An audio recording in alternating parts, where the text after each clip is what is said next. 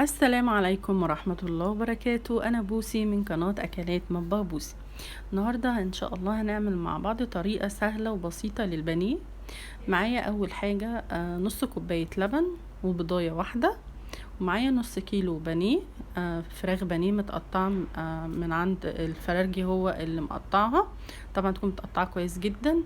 ومعايا هنا بقى التوابل، معايا هنا ليمونة وتوم باودر وبصل باودر وبابريكا وكاري وسبع بهارات وجنزبيل وفلفل اسود، من كل حاجة نص معلقة صغيرة، وطبعا الملح. دي بقى المقادير. ان شاء الله بقى هنتبل بالمقادير دي كلها زي ما هتشوفوا دلوقتي. البانيه انا الطريقة دي بعملها على طول للبانيه. ان شاء الله هتعجبكم، سهلة جدا جدا، والنتيجة هتشوفوها الاخر. حطينا اللبن، نص كوباية اللبن مع البضاية، يعني هنضربهم في بعض كده لغاية ما البيض يعني يفكوا كله كده. وبعد كده حطينا التوابل، توم باودر وبصل باودر والكاري والبابريكا والفلفل الاسود والجنزبيل والبهارات، وطبعا الملح هنحطه بعد كده. البانيه طبعا ده اللي هو البانيه المقلي، انا بعمل التتبيله دي على طول، مش بعمل بصل ولا اي حاجه. بجد بجد جربوا الطريقه دي، هتعجبكم جدا جدا وسهله جدا ونتيجه حلوه جدا. وبعد كده عصرت الليمونه وحطيت الملح. طبعا يعني ما نكترش الملح قوي علشان هيقعد في التتبيله، يعني ما ندلوش الملح الكامل بتاعه. وهنضربهم كويس جدا، وبعد كده هنحط البانيه فيه، والتتبيله هتقعد على الاقل ساعتين. كل ما التتبيله هتقعد، بس ما تقعدش اكتر من 4 ساعات. التتبيله اللي فيها البيض دي، طبعا البيض ما بيقعدش ني كده اكتر من 4 ساعات علشان ما يفسدش. اكتر من 4 ساعات بلاش، اكتر من 4 ساعات. هي يعني هو اقل حاجه ساعتين، واكتر حاجه 4 ساعات. ده التتبيله اللي فيها البيض، اللي هي تتبيله البانيه، علشان البانيه بيفسد بعد 4 ساعات عشان ما يحصلش مشاكل صحيه. بعد كده انا بقى تبلته حوالي 3 ساعات كده. وده بقى هنعمل البقسماط اللي بعمل بيه البانيه. معايا نص كوبايه دقيق وكوبايه بقسماط ومعلقه نشا، ونفس التوابل اللي حطيتها بس اقل بشويه، اللي هي الكاري والجنزبيل والبهارات والبابريكا، وممكن نحط شطه والفلفل الاسود لو عايزاه سبايسي. حطينا البقسماط ده جايباه من عند العطار، بقسماط مطحون، او ممكن تجيبي بقسماط من الفرن وتطحنيه. وحطيت نص كوبايه الدقيق ومعلقه النشا والملح والتوابل.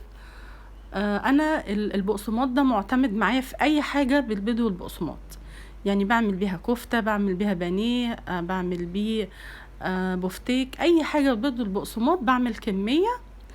انا كان حتى عندي كميه، بس حبيت اوريلكم انا بعمل بقسماط ازاي علشان الطريقه دي هيغنيكي عن كيس الفيجيتاري اللي بتجيبيه من بره بالشيء الفلاني اللي ما بيعملش حتتين بانيه، والله والنتيجه احسن كمان. انا بقى بعد كده بطلع البانيه من التتبيله بتاعته، وبقعد بقى اتك عليه كويس جدا في الخلطه اللي انا عاملاها بتاعه البقسماط، فيها الدقيق بتاعها. ولا بقى تحطي بيض الاول وبعد كده دقيق وبعد كده بيض تاني وبعد كده بقسماط، لا، هي الخطوتين دول بس، وهتشوفي النتيجة الاخر هتبقى عاملة ازاي.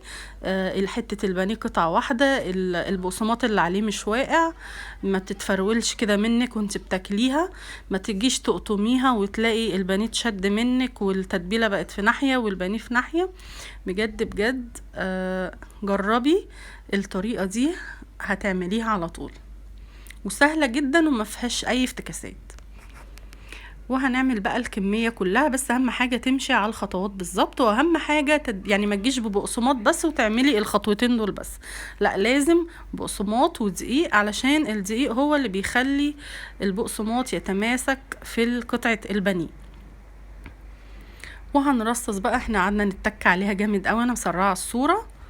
قعدت يعني اتك عليها جامد علشان تلزق في البانيه. حابه تكتري سمك، تكبري سمك القرمشه اللي بره، هتعملي طبقه تانية، يعني هتحطيها في التتبيله تاني وبعد كده تحطيها في البقسماط تاني، بس يعني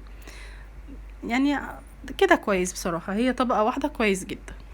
ده لو انت حباها تبقى مقرمشة قوي يعني. ان شاء الله البانيه ده هيبقى مقرمش من بره بسيط ومن جوه طري، مش ناشف كده بقى ومتعرفيش تندغيه، لا بيبقى طري جدا. بس اهم حاجة نمشي على خطوات التسوية كمان زي ما هتشوفوا.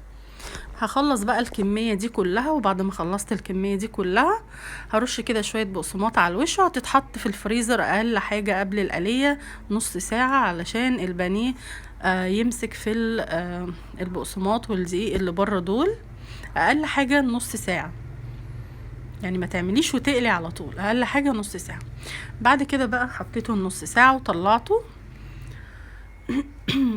وحطيت بقى زيت مغلي على النار، هنستناه ما يتغلي وهننزل البانيه، ويكون الزيت يعني مغطي قطعة البانيه شوية علشان يبقى طري، علشان لو الزيت قليل في الطاسة البانيه هينشف من ناحية والناحية التانية البقسماط هيقع منها.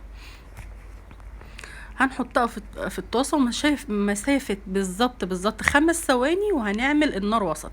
انا عليت النار الاول علشان الزيت يغلي بسرعه، وبعد كده النار هتبقى وسط. ما تعملهاش، اوعي تعملي البانيه على نار عاليه، هتنشفه وهتحرق البقسماط اللي بينزل دوت في الطاسه، والزيت هيغمق بسرعه، وفي نفس الوقت هتلاقي البانيه يعني ناشف من بره ومن جوه برضو، لكن دي هتبقى مقرمشه من بره والبانيه طري من جوه. هنستنى بقى عليها كده ونفضل قدامها طبعا، مسيبهاش ونمشي ونفضل نقلب فيها كده، ولو اتنت شويه نقعد نفردها بالشوكة كده. هنا طلعت معايا اول طاسة، معلش ما صورتش بقيتها، بس الطاسة دي هتيجي معايا كلها يعني لغاية التسوية. هنحطها برضو تاخد النار العالية الاول، و5 ثواني بالظبط اول ما تمسك نفسها في الزيت كده هنعمل النار الوسط. هتبقى النار وسط، مش واطية قوي ولا عالية قوي، نار متوسطة علشان يلحق البانيه يستوي من جوه، لان اللحمة عامة بيستوي، اي نوع لحم بيستوي بالنار الوسط. شايفين بقى هي والقطعة واحدة، البقسماط والبانيه قطعة واحدة، مفيش حاجة مفرولة منه، هتفضل معاكي كده لغاية ما تاكليه كله. بعد بقى ما تمسك نفسها كده هنروح بقى مقلبينها الناحية التانية على طول بالراحة جدا. شايفين بقى متماسكه ازاي، والبقسماط زي ما هو منزلش خالص علشان الدقيق اللي فيه. الدقيق بيعمل يعني تماسك كده للبقسماط. لو عملتي التتبيله دي ببقسماط بس هيقع، لازم تحطي دقيق. هتحطي طبعا الدقيق على البقسماط زي ما شفتي الطريقه زي ما وريتها لك. الخلطه دي بجد اعتمديها في اي حاجه بالبيض والبقسماط هتعجبك قوي. شايفين هنا القطعه التانية واللون واحد، اول طاسه زي اخر طاسه، بجد جربيها يعجبك جدا. وهنا بعد ما برد شايفين من جوه طري ازاي، واللحم ابيض مش ناشف، وطبعا مستوي وحلو جدا. وطبعا لو عجبتكم الوصفه ما تنسوش اللايك والاشتراك وتفعلوا زر الجرس، والسلام عليكم ورحمه الله وبركاته.